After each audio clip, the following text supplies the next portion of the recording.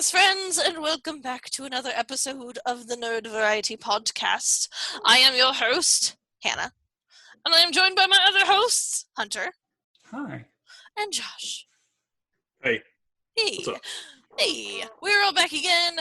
This week we are picking a topic that's slightly topical? I don't know. I'm sorry, is that Josh's chair that is like super squeaky, or is that Hannah? Is that That's is probably my chair. I'll stop moving. Because I keep hearing it. I'm like, what is that?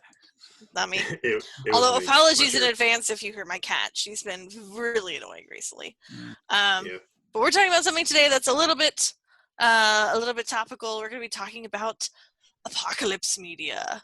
Not that I think that we're in the apocalypse right now, We but definitely are in the apocalypse. give it a month and ask me again. Yeah, it's not. Society hasn't crumbled yet. We're not in a Great Depression. Not yet. I mean, we're waiting. I mean, I am personally, but you know, that's like. I'm in a mild depression. That's a different thing. Like, I mean, we're waiting until June, right? Until we see the big, the pentagram on Earth. Yeah. I don't know. Until the pentagram of on the U.S. is completed, and then all these souls will be extracted and taken to a central location to feed the Dark Lord. Actually, that's July. That takes an extra month. And he completely missed that Full Metal Alchemist. It seems like you missed my Doom Eternal reference. So I thought we were because talking I about haven't- Supernatural. Well, because we're I haven't played just it all yet. on different pages. So, you know, I'm still on Doom. whatever. So we're going to be talking about some apocalypse stories in games and TV and movies. But I guess the first thing I want to talk about is what's the difference between apocalyptic and post-apocalyptic, and which one, if either, do you guys prefer? So I think, of course, I'm going to talk first because I'm the most chatty. Usually, yeah. Go for it. I kind of think I like apocalypse stories better because I feel like they're more rare. At least that's what I think I've found trying to do research on this, or I just was bad doing research. And to me, like, the difference is, apocalypse stories is like you're in it. It's happening. There's more of a struggle, more of a fighting back. And I think for it to really count as an apocalypse story, it has to end with, some like whoever's fighting against the apocalypse, whoever's pushing against that loses, basically. Yeah, I because feel like that brings you to the apocalypse. I feel like you get that really common sort of sensation where it's like you want them to lose because it's like the apocalypse, but you also want them to win because it's a movie most of the time, and it's like, okay, well, we can't leave off like, well, that just was sucked and was terrible. So you end up with this kind of weird, like, just sort of like, this is okay ending, where it's like, everything sucks, but like, we have like some small amount of hope that keeps us going, and like there's like this really tiny positive thing that comes out at the end that makes you feel like maybe it'll be okay, but it's still really like negative and terrible. I mean, the people that you followed in the story, they mostly made it with various psyches and side characters that survived. So I think about like I Am Legend, right? Yeah. Where, the story revolves around this guy and his dog, and spoiler alert, both the guy and the dog are dead by the end of the movie. What? Right? But he meets this lady and her son, and they end up taking an antidote, or a hypothetical antidote, to like a society that's been built in the midst of all of this. So it's like your main character's dead, and his dog is dead, and that was the worst part.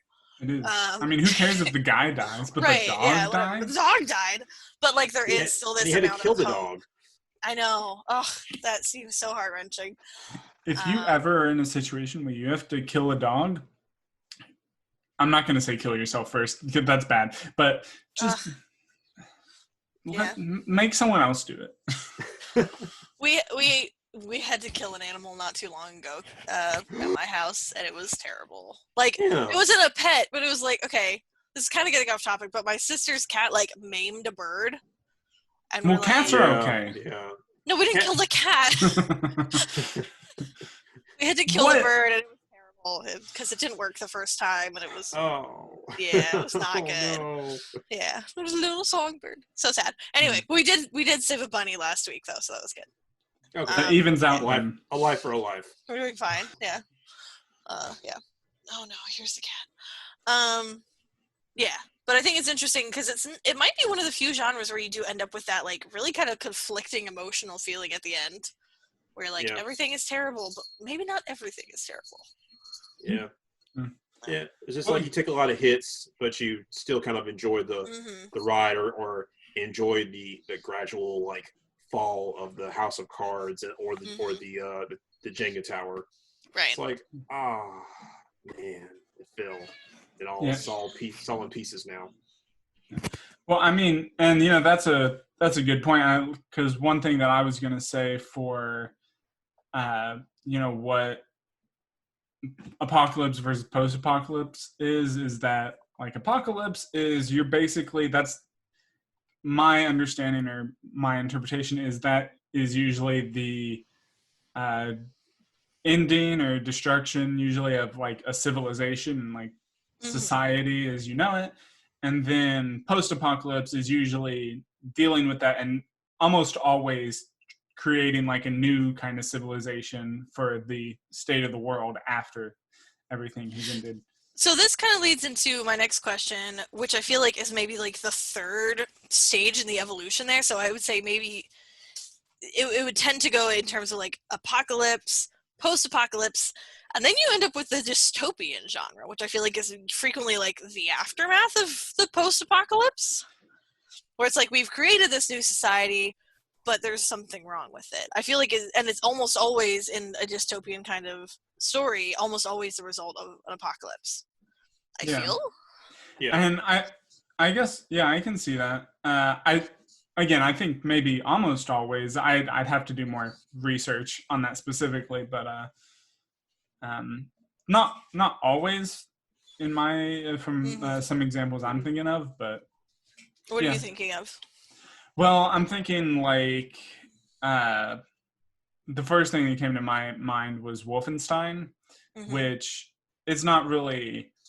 There's not really an apocalypse. It's just like an alternate.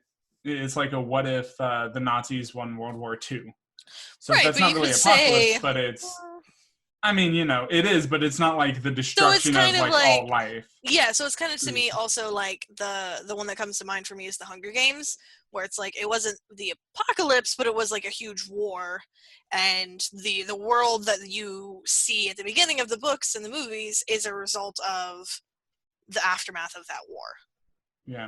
Right. So it's not necessarily an apocalypse, but it's some sort of disastrous thing that radically changes the way that society is done.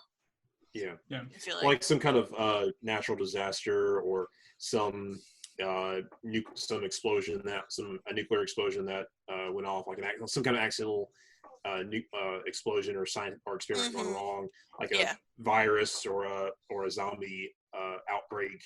Yeah, and I would kill everybody, and then you're kind of left with, okay, what's going on? What's wrong with the world after this? We're alive, but what's wrong? Oh, the air is poison. Oh, there's a corrupt government.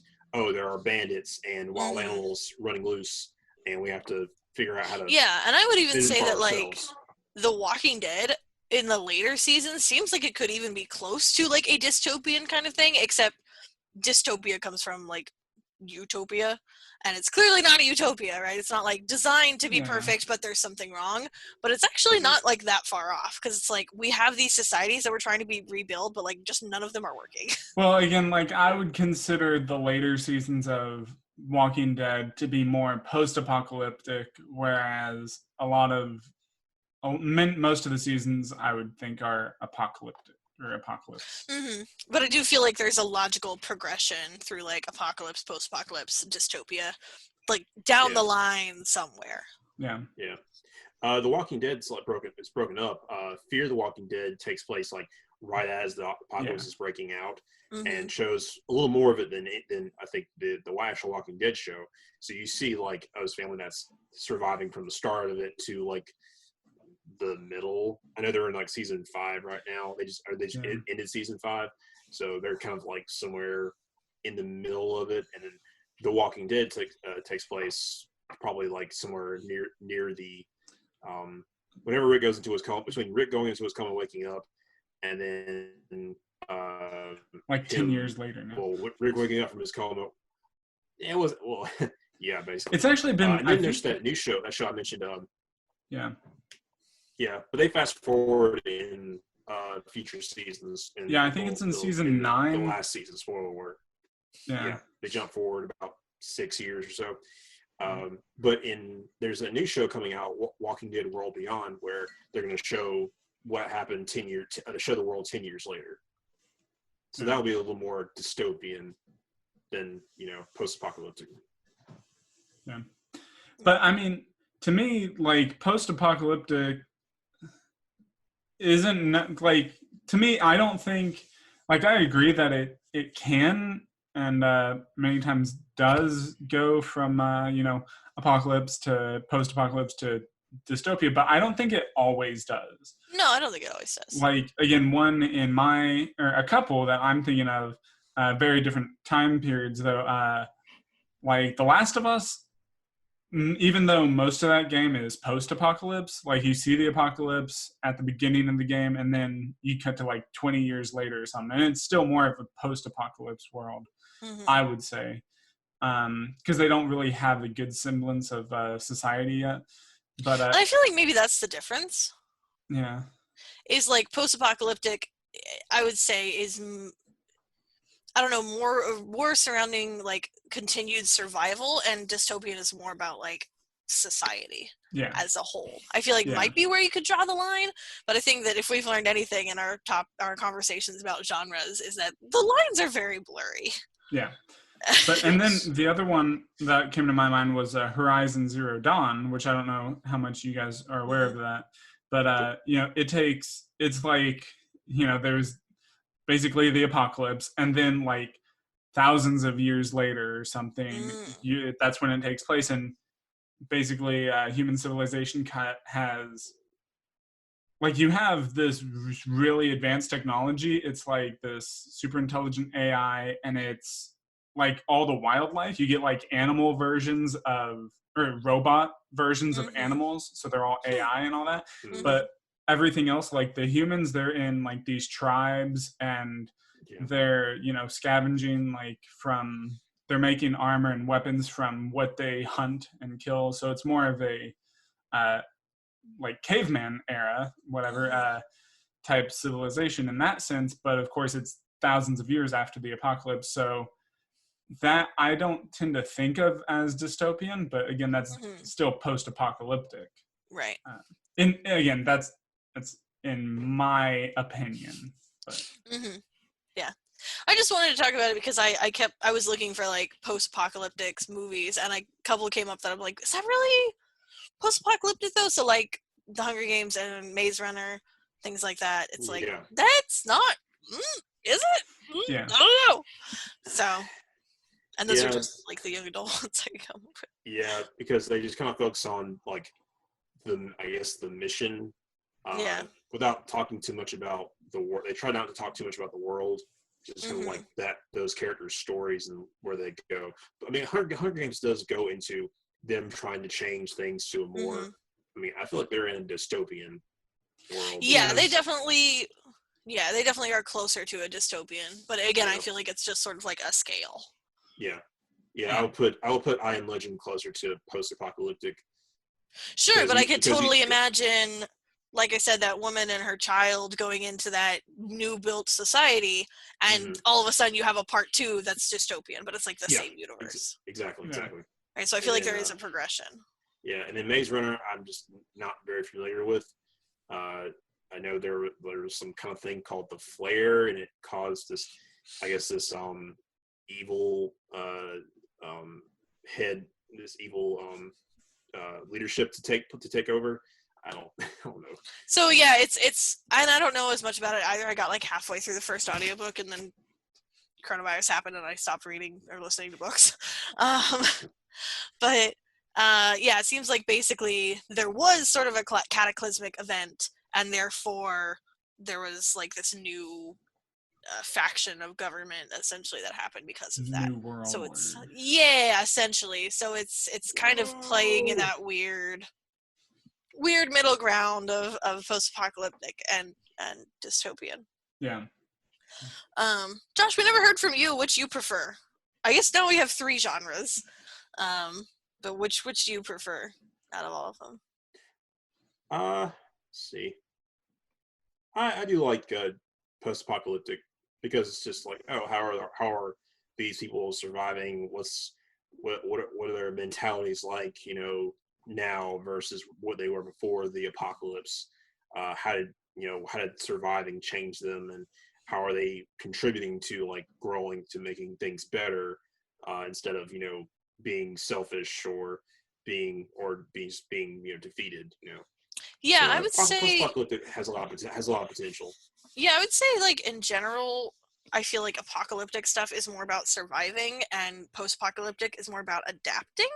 Mm-hmm. Yeah. And to me, I feel like that's just more interesting. Yeah. Like, how are we going to deal with this now that it's happened? Like, what's next? And dystopian is more about rebelling. I would say that might be true. Yeah. It is true. Yeah. The apocalyptic, you can see it's there's not a whole lot of apocalyptic stuff out there. Mm-hmm. Yeah. Yeah. Well, and if it is, I feel like, because Hunter, you were talking about some in our kind of pre-recording. And during our recording. Were you? I don't remember. Wow. But you mentioned like the Day After Tomorrow. That's what I'm thinking of. Where I did not mention that. Did you not mention that one? You mentioned that one. I can't remember. Somebody mentioned it. But that's definitely like an apocalyptic, like where the heat of things. Not really. I can see why you get me and Josh confused. We look very similar. No. I'm having a day, okay? Leave me alone. I'm just gonna drink my tea. Drink your tea. What's in that tea? It's just green tea with honey. You don't want to know. It's got some hallucinogenics in it. No, it's just green tea.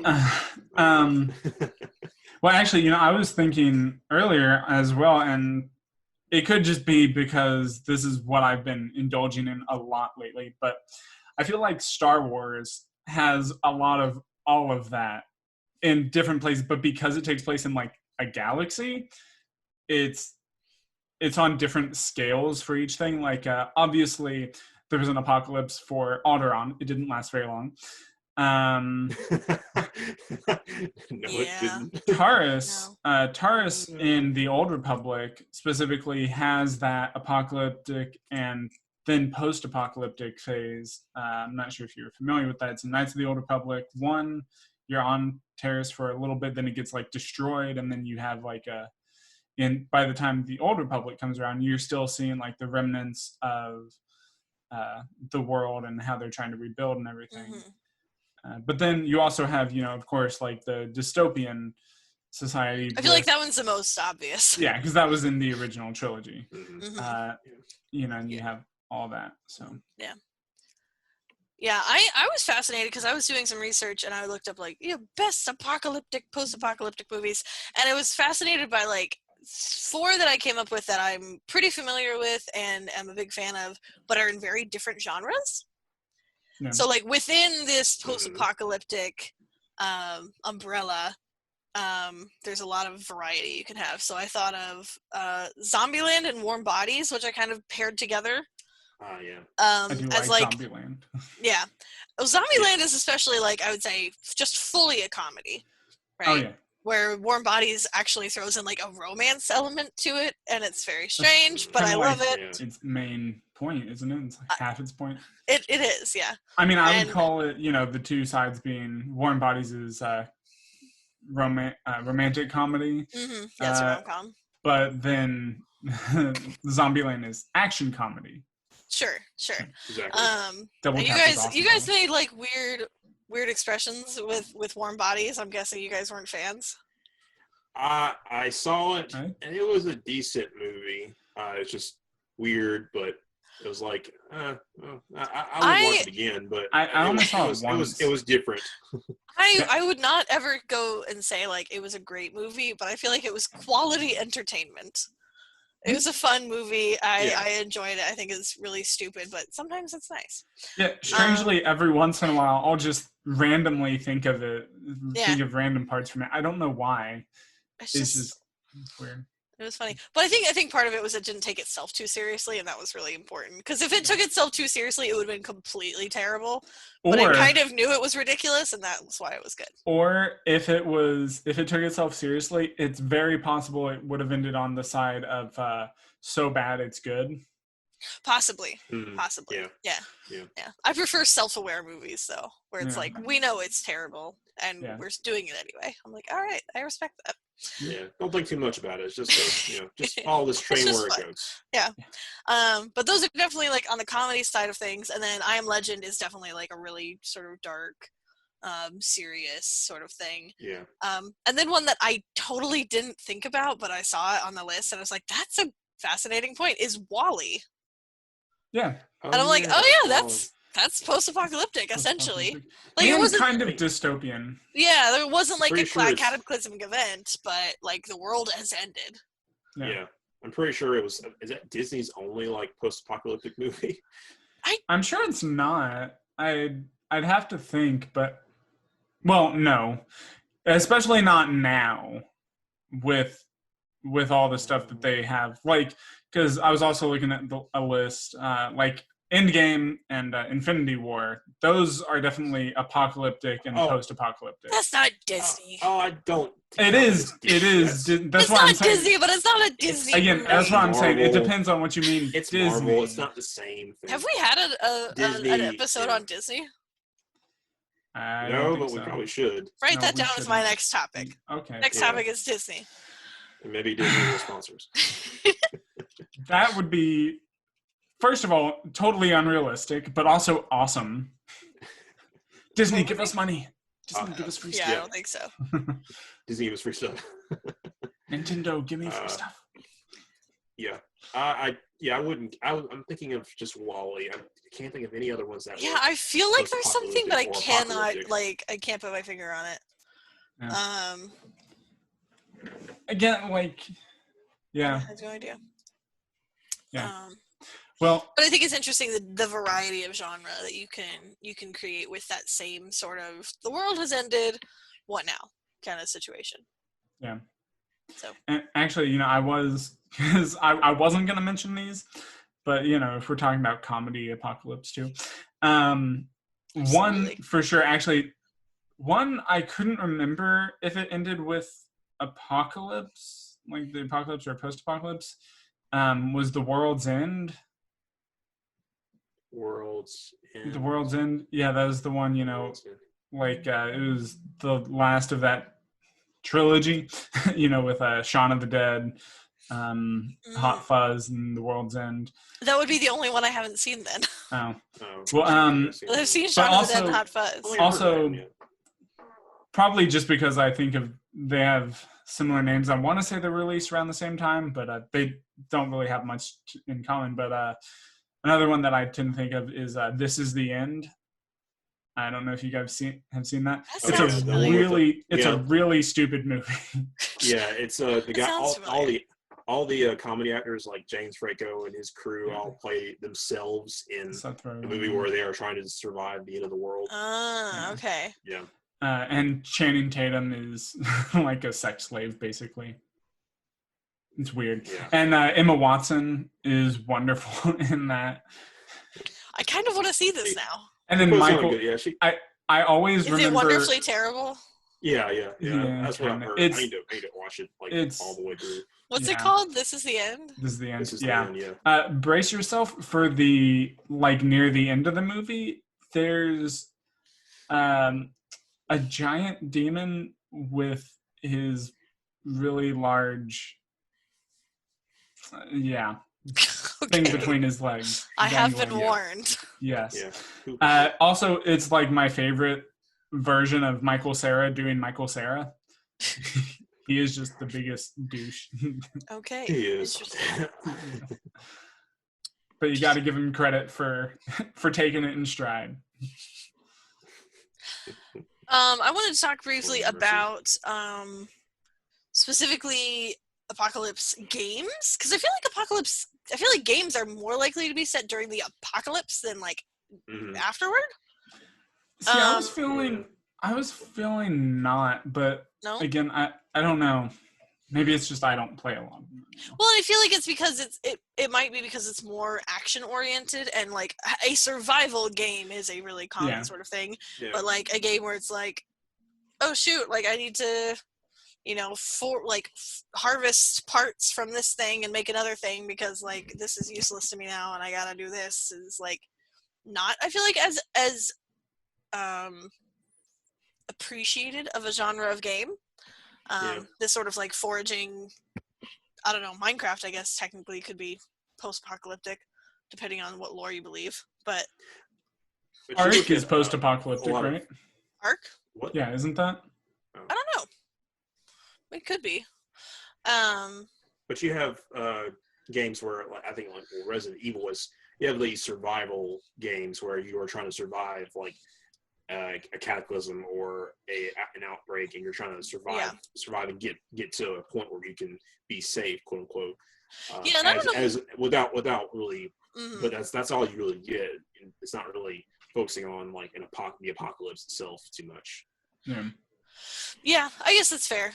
But it seems like it lends itself better to sort of the high stress environment that you would get from something that's like directly after the apocalypse, if not during. A couple that come to my mind immediately are like the World War Z game, which I didn't play much of. I played a little bit, but that one, because it's like World War Z, which is an apocalypse thing, and then The Division. I would also say that's apocalypse, leaning towards post-apocalypse as well. Well, I guess especially with how popular like first-person shooters are, like versus the popularity of like solely action movies. Right? I feel like first-person shooter games are much more popular than action movies. Right? And even things like I Am Legend, where it's definitely pretty. I guess you could say it's an action movie, but like I don't. It is. I mean, but it's not nearly as like constantly intense as a video game could be. Yeah. No. Right. There's a lot of quiet and a lot of downtime, and that's part of what makes it like really kind of terrifying. Yeah. Yeah. Or I can imagine it. Well, they could go the route of like, okay, this is a apocalyptic game, and you have to make sure that you and your family survive, like and escape New York or whatever.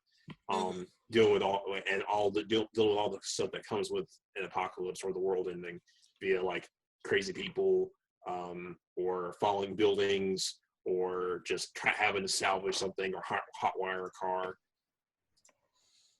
Yeah, and I definitely praise like the people at Telltale, because I've only played one of their Walking Dead games, and it's like the game I played was rough. Yeah. Did you play season 1? Yeah. Well, I played the first one, yes. Yeah. And I need to play the rest of them, but honestly, like, you can't just sit down and play that game. Like, it takes a real, like, emotional toll on you sometimes. And you're like, holy moly. And I really applaud them for that, because, like, feel like it's very, especially it being a game instead of a movie. We've talked about this before, like, that personal aspect of it, of, like, you have to do this, like, you're going through the situation. And I feel like in every Telltale game I've played, I've had to make choices I just wasn't happy with in any situation. It's just gonna happen. That's a thing with all Telltale games. But I love it because it's exactly what should happen. And I think that that's really, really awesome, especially in a post-apocalyptic sort of thing. Yeah. And I know I mentioned before, but I hate that, because I don't want the characters to remember what I did or what I had to do at that time. I want them to be able to go about my day, or have to choose between, this thing or this thing that's both are equally bad. I hate it and I love it. That's always the thing, right? You hate it when you see this person will remember that. You're like, what do they remember? Oh my god. What do they think? They hurt. I don't know. What they do? They took it the wrong way. They had to. Yeah. Well, it's actually funny because I've thought before about like the impact that games like that have on like your social awareness, and especially stuff like I don't know, stuff like, this is getting off topic, but stuff like dating sims or games where it's like you have to like walk around and meet friends, right? This idea of like the things you say something and there's immediately like a -1 tick above someone's head and you're like, oh shit, right? Like if and like I wonder how that affects people's social awareness, being like, oh, they're gonna remember that, and like I said something that was like really important in some way or another. I don't know. I just think that's interesting. Yeah. Kind of taking social cues from being like, how would a person respond to this? See, video games do help real life. Yeah, They totally. do. They really do. Hand-eye coordination, quick decision making, social skills, which is one people don't think of. Yeah. No, I legitimately had moments where I was like talking to one of my sisters and being like, this is going to negatively affect our relationship if I say that. I'm not going to say that. Like, not a good idea. Yeah. It's like, can I have dialogue options? I'm having a hard time figuring.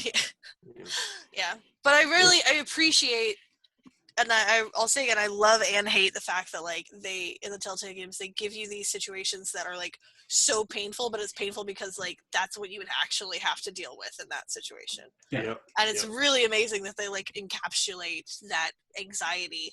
Yeah, that social poker that you're playing. Yeah, it's just like, ugh. Like, well, and not even that, but like in the Batman games, it's like, do you turn this guy in, or do you like try and reform him, or the like Batman games? The Batman Telltale are tough, especially. They're tough. I think They're really tough. Yeah. Yeah.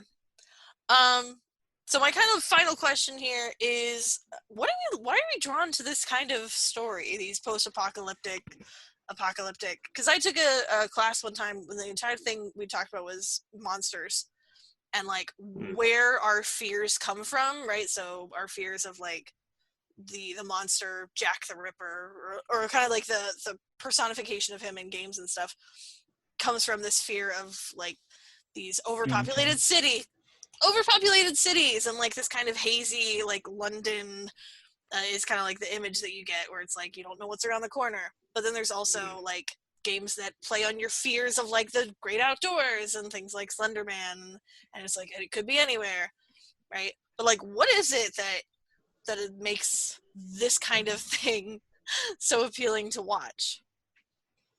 Yeah, I don't know. I think maybe I think people like to try to predict the future, and we like watching these things and being like, I haven't thought about that. That's going to be something that we need to look out for. Mm-hmm. Yeah, we have this fascination for like, how is it all going to end if it ends? And it's like, well, we have, there's the whole, nuclear war thing, which they portray in like, what's something they portrayed in? They actually kind of portrayed in Terminator 3, but in an indirect way, because it was a robot that did it, but we could do it ourselves easily. Nuclear war.